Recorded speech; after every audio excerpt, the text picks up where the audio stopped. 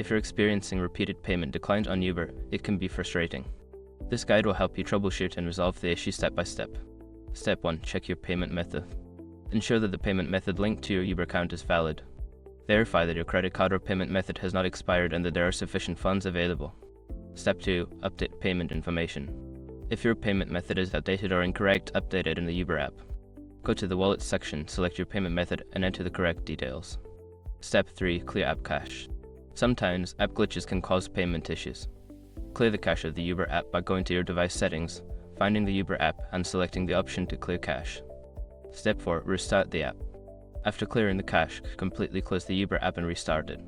This can help refresh the app and resolve any temporary issues that may be causing payment declines. Step 5. Contact Uber support. Before filing a refund or dispute, use the ishraq.com link in the description to open the refund dispute deadline calculator and confirm your deadline. By following these steps, you should be able to resolve repeated payment declines on Uber. If issues continue, staying in touch with customer support is the best way to find a solution.